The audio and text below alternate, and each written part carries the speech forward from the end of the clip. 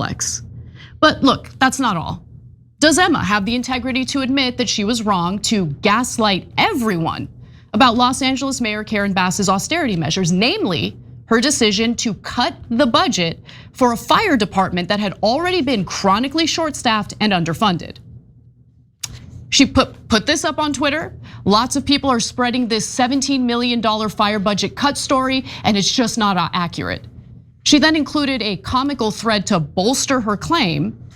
The thread made no sense, and it was clear that Emma didn't even bother to read the thread that she herself quote tweeted. She was even called out by other lefties like Sam Sachs, who correctly stated that Emma was sharing an incoherent thread she couldn't have possibly read. And then, when told the actual facts, doubles down and accuses everyone of lying to help the right. Ana Kasparian blasts Sam Seder and Emma Vigeland after Emma Vigeland and Sam Seder's nasty comments about Ana Kasparian. Ana Kasparian is now taking the time to respond to the Majority Report's insane comments about her, and Ana isn't so happy about it. Let's see what Ana Kasparian has to say about Emma Vigeland and Sam Seder. Emma Vigeland and Sam Seder of the Majority Report thought it would be fun to put out a more than 18-minute long video chastising and mocking me for my willingness to admit that I was wrong, in part for downplaying the possibility of Donald Trump implementing Project 2025 upon winning the election. People have admitted that they made a mistake. All right, back on TYT, checking Anna with you guys. More news. So I just want to address something. I was wrong about Project 2025. MAGA hates Project 2025, and I thought that Donald Trump actually cared about his base because in his first term, he seemed to be swayed by his base. He seemed to listen to his base. Wait a second, wait. MAGA hates Project 2025? Where's the evidence of that? What? What is this MAGA that they speak of? You know what? Sam is totally right. It is he who understands the MAGA base better than anyone else. I mean, the guy goes out of his way to engage in dialogue with Trump voters. He seeks to understand where their hearts and minds are at. Here he is touting his openness to understanding people who vote differently than he does. We can't take the power back without talking to Trump voters and making them realize their mistake. Well, wait. So let's pander to them first. Pick your battles doesn't have anything to do with talking to Trump voters. Yeah. Or not. Or flattering false You've just decided to make some weird connection there. Yeah. We can't take the power back without talking to Trump voters and making them realize their mistake. Actually, no, we can't. There's millions and millions of other people who need to be motivated to get into the fight. Is that I am coming from the Poly Market Studios? Insulting them and lumping them all together as the worst among them doesn't help either. I don't know when we have done that with all 78 million people, but I got news for you. The percentage of those who voted for Mitt Romney, they can suck my. I don't care about any of that. I don't care about any of that. Astute analysis, there you have it. Sam Seder, noted expert on Trump voters who he won't talk to and has no interest in understanding. Got it. So Trump voter here, MAGA here, hi, how's everyone doing? So listen, I don't represent all of MAGA, of course, but I think it's safe to say that when it comes to Project 2025, we don't really give a crap about Project 2025. It's the left that promotes Project 2025 more than we do. We don't really talk or care about 2025. All Project 2025 is like a little, how do you say? Like a little plan book. Like, oh, these are things that we should implement as a Republican Party. That's all it is. It wasn't written by Trump. It wasn't authorized by Donald Trump. It has nothing to do with Donald Trump. But even if it were, Project 2025 isn't even I haven't read the whole thing. It's a whole long thing and I haven't read it. Again, I don't care enough to read it. I don't care about Project 2025. Is it Donald Trump's plan? Oh, it's not? Then I don't care about it. But from what I've read of Project 2025, it's a bunch of reasonable stuff. It's for the most part reasonable. And if it happens to overlap with what Donald Trump is doing, just because he's using maybe some of Project 2025, not because, he's going by Project 2025, but because it actually happens to overlap with it. Because again, all it is just right-wing policies that we should implement. Nothing radical, nothing far right. If it just happens to overlap, that's all that's going on. But it's the left that have used this Project 2025 as some kind of boogeyman to scare people who don't know what the heck Project 2025 is. That's all that is. That's all the left has done. The left talks and cares more about Project 2025 than us here at MAGA. But it's worth asking why Trump would repeatedly deny supporting Project 2025 on the campaign trail. Was it to appeal to libs like Sam Seder? Or maybe it's because he knew his base doesn't support large swaths of the policy agenda laid out in the project's 900-page document. So to say that Trump is implementing Project 2025 isn't even fully accurate because, well, there's a lot that he doesn't agree with that's in that document and said that he won't actually pursue. After getting elected, he said these things. For example, Project 2025 wants to eliminate every single tax bracket and replace it with just 2 brackets, 15% for anyone making under $168,000 annually, and 30% for those earning more than that. If this is the first time you're hearing about it, it's because Trump hasn't mentioned it and isn't likely to pursue it. And are we gonna pretend like Trump read a 900-page document? Really? He does, however, plan to extend his 2017 tax cuts for individual filers. Trump also wants to lower the corporate tax rate from 21% to 15%, which I've spoken out against repeatedly. Project 2025 also proposes cuts to Medicaid. What does Trump have to say about that? Social Security won't be touched, other than if there's fraud or something, we're gonna find it's gonna be strengthened, but won't be touched. Medicare, Medicaid, none of that stuff is gonna be touched. Nothing. You don't have to. Now, if there are illegal migrants in the system, we're gonna get them out of the system and all of that fraud, but it's not gonna be touched. I mean, well, look, touching Medicare or Medicaid, super unpopular. And maybe Trump is just saying that publicly while behind closed doors, he's telling Republicans who are currently working on a budget that they should totally slash Medicaid, right? Well, it turns out, no, wrong. That's not what's happening. Trump had previously weighed in privately against cutting too heavily into Medicaid, telling House Republicans at a closed door meeting earlier this month that he wants to be very careful with Medicaid. His public remarks on Hannity represented a broader and more forceful assertion of that red line.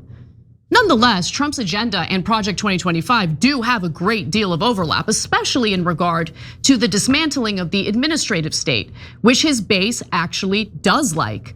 But how could anyone be in favor of scaling back on government agencies that are full to the brim with unelected career bureaucrats who get to create, judge, and enforce their own policies and rules? How could this be?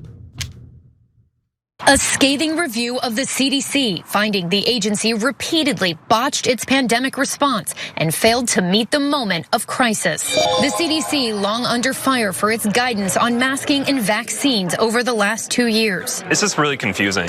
There are more than 10,000 chemicals and additives allowed in food in the US, often in small amounts, but many have not been evaluated by the FDA in decades.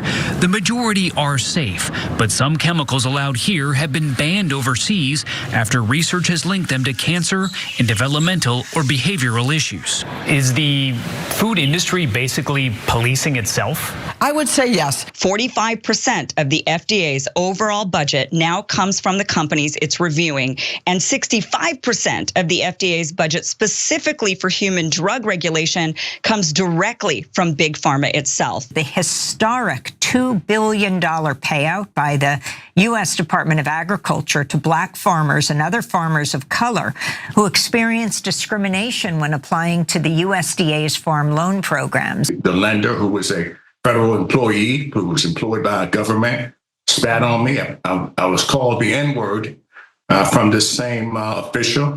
So I do a lot of work surrounding environmental justice issues here locally as far as activism goes.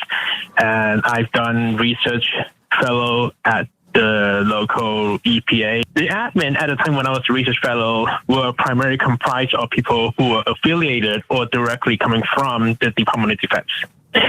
And they put in a lot of restrictions as to like what the researchers get to, which PFAS compound the researchers get to study. Right. Is the EPA turning a blind eye to these dangerous forever chemicals, and why? Unfortunately, the EPA is not turning off the tap of these chemicals from the polluters who knew they were poisoning their workers in the 60s and their neighbors in the 70s and ultimately all of us. And they're continuing to allow these polluters to send their PFAS wastes not only into our rivers, but to our wastewater treatment plants where then they are then sold to farmers who unknowingly contaminate their fields. Whoopsies. Now, if you watch Beavis and Butthead on the Vanguard YouTube channel, which the Majority Report hilariously treats as some authoritative source, you'd think that TYT is totally in favor of the Trump administration gutting federal agencies. Except we're not. Two things can be true at the same time. These agencies have been deeply corrupted, do engage in waste, and should be reformed. But treating the federal workforce as if they're Twitter employees is a disastrous way to handle it, as we've been learning in recent weeks. But let's hear what Emma has. Real quick, how has it been disastrous though? I might be out of the loop. Maybe there's a story I didn't read, or how has it exactly been disastrous? The only thing I've been hearing is that the workers themselves don't like it, but obviously they're not going to like it if they're at risk of losing their jobs. About my on-air correction. It is not the prediction. People make predictions all the time. Right, I was wrong in my prediction about the election, but this is not making yeah, like right, some type right. of poly market bet here. Yes, yeah. Where the outcome we can't tell. Yeah. Yeah. There was an abundance amount of evidence of this. And even if your opinion, not prediction, opinion was, I can't see them doing this is pretty radical. The idea that you would mock people for believing it and saying it was a conspiracy theory. The people had Trump derangement syndrome. I'm sorry, give me a break. Apologies, I forget that Sam usually doesn't let Emma get a word in edgewise, but I'll address what she said in that video in a second. But before I do, did I, Sam? Did I mock voters who were worried about Project 2025? Because I don't remember doing that. What I do recall is chastising Kamala Harris and the Democratic Party for offering nothing to voters other than incessant fear-mongering about Trump. I also remember criticizing members of the media who simply regurgitated anything the Democratic Party claimed. I also found it fascinating that as the whole of the Democratic Party was engaging in said fear-mongering, they were also playing part in a massive cover-up about Biden's mental decline. I mean, just think about it. Democracy is under threat. We, the Democrats, insist that this corpse stay in the race to give us the best chance of beating Trump and saving democracy. But since Emma brought it up, let's address the fact that inaccurate predictions are totally okay, but only when she's wrong. In the lead up to the presidential race, Emma declared that her final electoral college prediction is that Harris sweeps all 7 swing states and ekes out a victory in Iowa. My only reservation is that I don't want to jinx the results, but I'm trying to avoid the trappings of magical thinking. Well, Emma, imagine getting that so wrong. Like, imagine getting that so wrong, sweeping all 7 swing states. What kind of prediction is that? Did she really think that that was going to happen? She wanted to escape magical thinking? Well, she failed. What a joke. Magical thinking is what led you to think that Harris would sweep all battleground states. Not that you cited superstitious jinxing. And of course, Trump, not Harris, went on to win all swing states and the popular vote. The average of polls clearly showed Harris trailing Trump. She ran a horrific campaign, stood for nothing, was unpopular with anyone who was paying attention, and wasn't even nominated through a democratic process. She was anointed. How's that for saving democracy? But you worked very hard to launder her reputation and sell her to Americans. So much so that I thought maybe, just maybe, all those Kamala Harris ads that interrupted your YouTube videos were possibly clouding your judgment. But you say you were delusional all on your own. And you know what? I'll take your word for it. But since we're on the topic of issuing corrections, one of your viewers is curious about something that you've said and whether you're gonna correct it. One of your viewers wants to know that since I admitted I was wrong, can Majority Report admit they were wrong, saying there wasn't a Venezuelan gang that took over an apartment complex in Colorado, even though residents were coming out and saying that was going on for months? I haven't heard a peep from the Majority Report. Well, you know what? That's actually a great question. Majority Report seemed to direct their audience to harass me for months for accurately reporting that story. When that story was updated to include a horrific incident in which Tren de Aragua gang members literally kidnapped and tortured a couple that lived in that Aurora, Colorado apartment complex, Majority Report couldn't be bothered with it at all. A Colorado apartment complex plagued by suspected Venezuelan gang activity in the spotlight again after a brutal kidnapping. They were pistol whipped, they were beat, they were victimized, they were terrorized. Police say on Monday night, more than a dozen people approached a man and a woman, forcing them into an empty apartment where they were held against their will, and the man was stabbed. The two victims were released by the assailants after they promised not to call police, authorities say. Police say 19 people were initially detained in connection to the attack. Tonight, 16 are in Immigration and Customs Enforcement custody, according to an ICE spokesperson who says they are all Venezuelan nationals in the country without authorization. Prior to that, the Aurora Police Department had already arrested 10 Tren de Aragua gang members from the same building. Wow, take a look at that. That's a lot of mugshots for a Venezuelan gang that definitely does not exist and definitely were not victimizing other migrants in addition to low-income Americans in that same apartment complex. That totally didn't happen. Oh, but by the way, that's not all. Earlier this month, ABC News had this headline, quote, ICE carries out raid in Colorado, 100 members of Venezuelan gang targeted for arrests. Alleged members of Tren de Aragua were arrested at an Aurora apartment complex. So I'm just really curious, super curious. Is ABC News funded by Polymarket and that's why they're reporting these news stories? Are they making it up? I mean, it's just how many gang members do you need to take over a single apartment complex? But look, that's not all.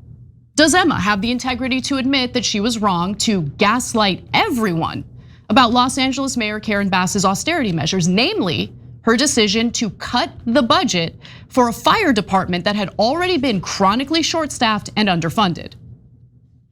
She put this up on Twitter. Lots of people are spreading this $17 million fire budget cut story, and it's just not accurate. She then included a comical thread to bolster her claim.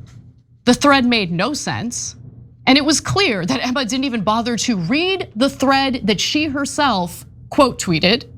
She was even called out by other lefties like Sam Sachs, who correctly stated that Emma was sharing an incoherent thread she couldn't have possibly read. And then when told the actual facts, doubles down and accuses everyone of lying to help the right. She still hasn't deleted the post that was retweeted 5,000 times. I checked today, it's still up. And therein lies the heart of the issue with Majority Report. Anyone who has a thought or belief that deviates even slightly from their doctrine is just a right-winger. And right-wingers could never make any legitimate points, right?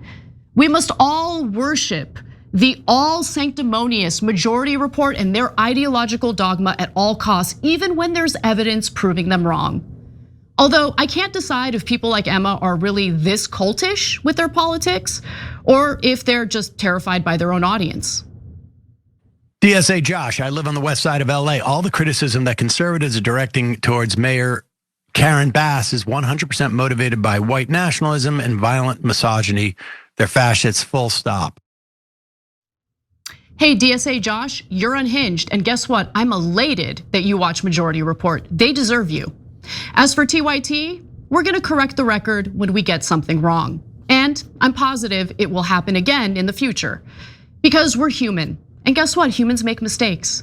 Emma is also susceptible to making mistakes. And that would be totally fine if she showed a modicum of humility and corrected herself. Instead, she plays the role of hall monitor. She polices what one can say, what they should believe, who they can talk to, and what they can talk about. It sure is ironic for someone who claims to loathe cops so much. But that's the role she and others like her play in the left wing. Ana Kasparian coming in with the receipts to layeth the smacketh down on Sam Seder and Emma Vigeland of the Majority Reports. I mean, everything she said was 100% correct. Majority Report, from what I've seen, for far left stuff. It's just all right wing bad, all left wing good, and the more extreme left wing you are, the better. And it's clear that Sam Seder and Emma Vigeland are some of the most extreme out there and some of the most ignorant. You know, I gotta say, I'm so glad that Ana Kasparian did this without Cenk Uygur there. You know, say what you want about the Young Turks, but at least they're a little self-aware, and they probably knew that having Cenk there will probably ruin it a little bit, because Cenk Uygur, he can't be as reasonable and as fair as Ana Kasparian, which is why Ana Kasparian is the only thing that's left that's watchable on the Young Turks. Everyone else there, including Cenk Uygur, are pretty much trash. Cenk Uygur is a little bit more toward the center than like Sam Seder and Emma Vigeland, but not by much. He's almost just as bad as them. And so Ana Kasparian, obviously I know that they chose her to do this because she was the target of most of their attacks. So it's fair enough, but they could have had it where she was doing more of the talking and Cenk would chime in. But the fact that they didn't have Cenk there, I think that was a good decision. Well said by Ana Kasparian. What did you guys think about this? Sound off in the comment section below. Subscribe to my channel if you enjoyed today's clip. You'll be helping me out a lot. And if you did enjoy today's clip, I got a whole bunch more Young Turk stuff on my channel, as well as a bunch more that I think you'll find highly entertaining.